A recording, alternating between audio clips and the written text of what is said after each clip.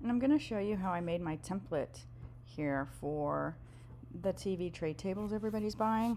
So I noticed that there are different brand names on different websites. Like Walmart has a brand, Target I think even carries 2 different brands, Amazon has them.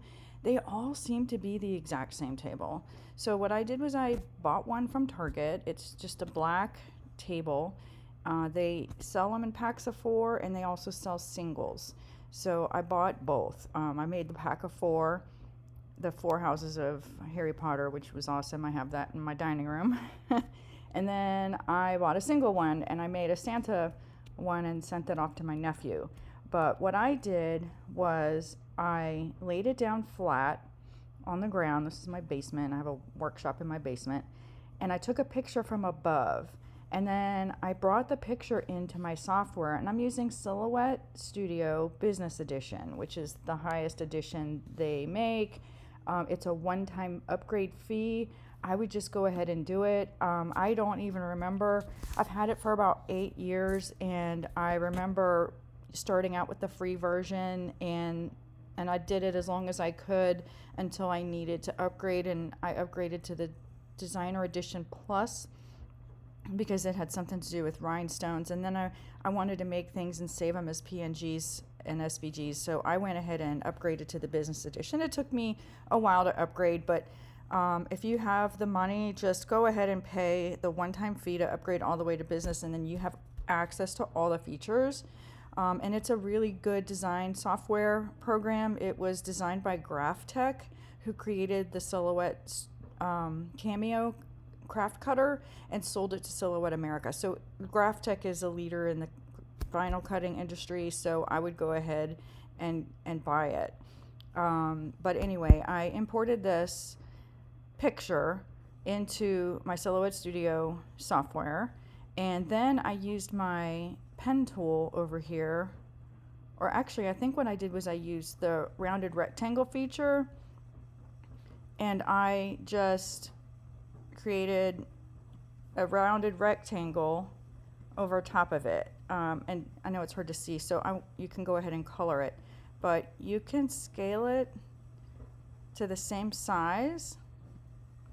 And actually, if you want to see it a little bit better, you can change the transparency on this. So this is the same like shape. And I know this is like 5 inches, so it's not going to be true to scale. We'll do that here in a minute. But if you want to zoom in on these corners, if you want to get these corners just right, you can adjust them by moving these little sliders. And this, if you move it on this one side, it actually moves it on all the sides. So see how it kind of made it a little bit smaller. So you just play around with it. I don't know, that's good enough for me. And it's a little bit, this picture's a little bit crooked. This is actually a screenshot of the actual picture from my computer that I show people. So it's not like a true photo. I already did it, and then took a screenshot of it, and then this is that screenshot. But you see how this isn't really rounded the right way? So what you can do is play around with these a little bit more.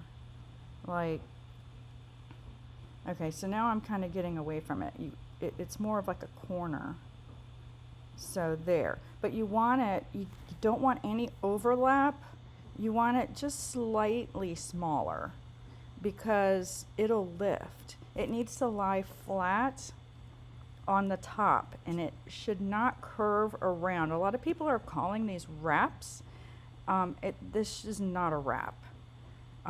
This is a flat sticker that lies on a flat surface. So this picture's a little bit crooked, I believe. So I mean, I can turn it, but I'm just trying to show you how I did it.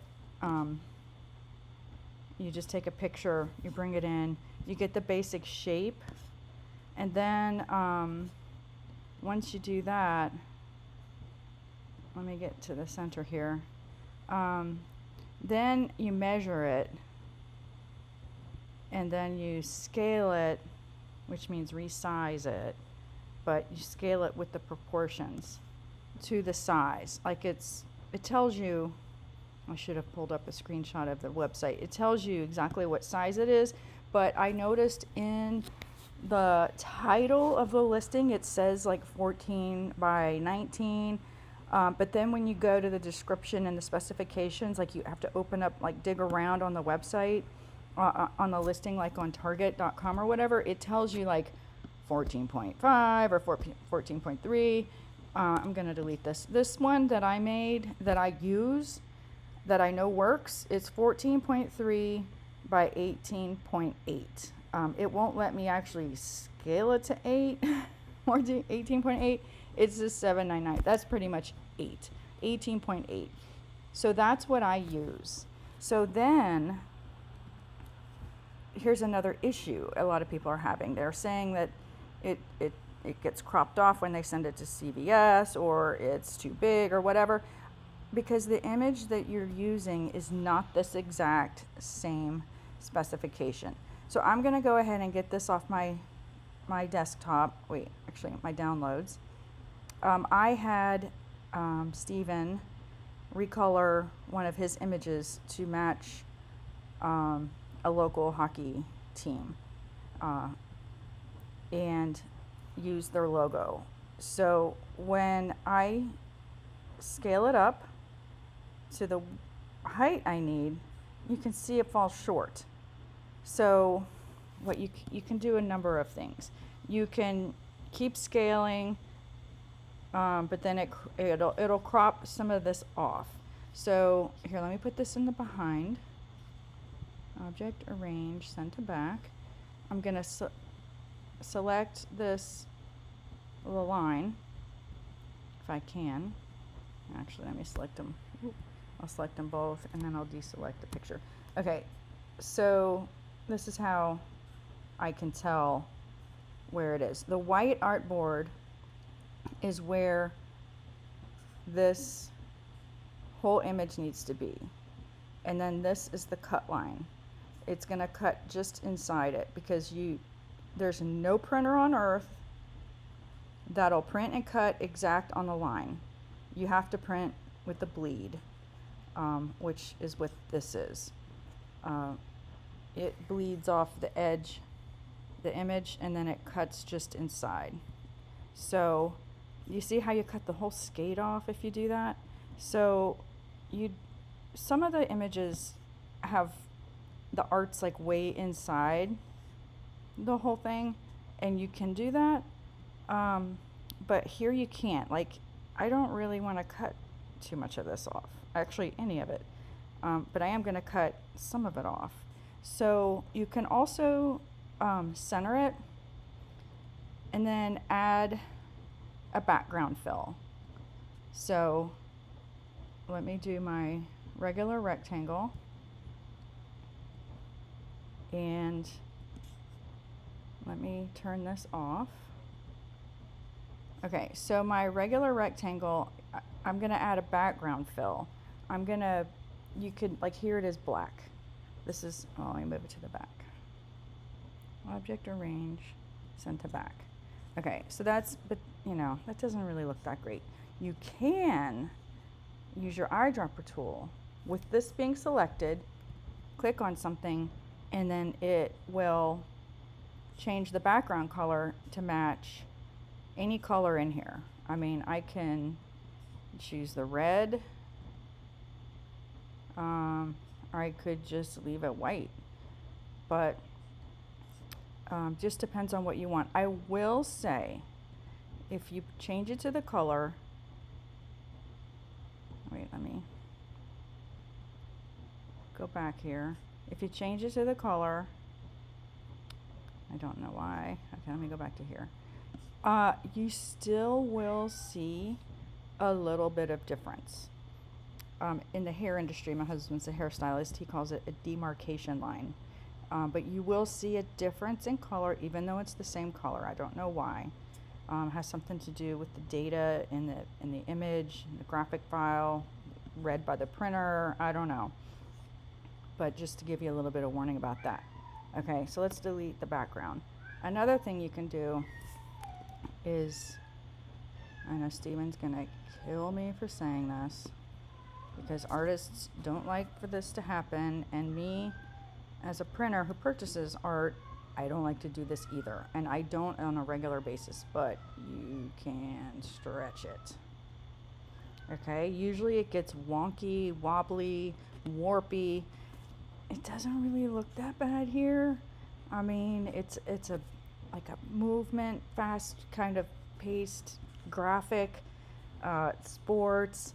I mean, honestly, I do whatever I can do to avoid stretching, but I will admit a lot of these tray table images get stretched a little.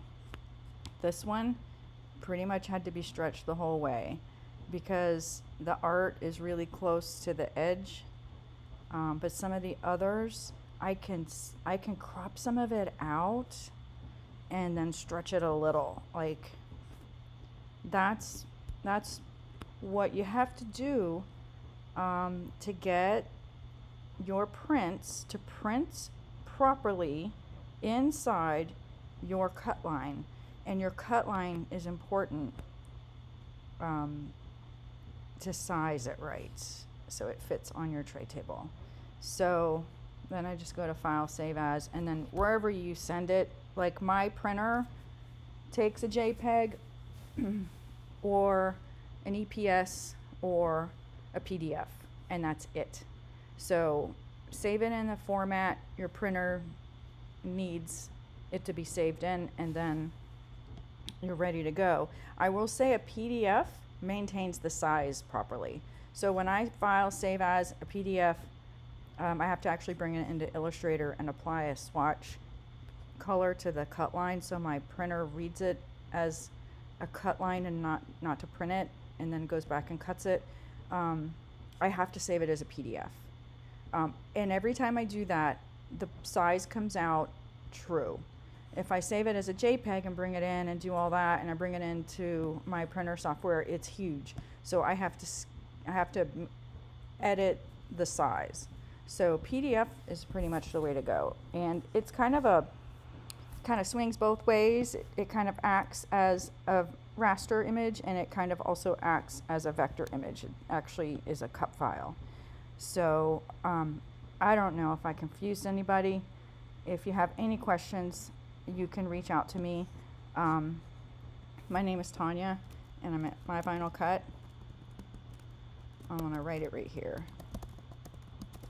You can email me, and I will answer any questions.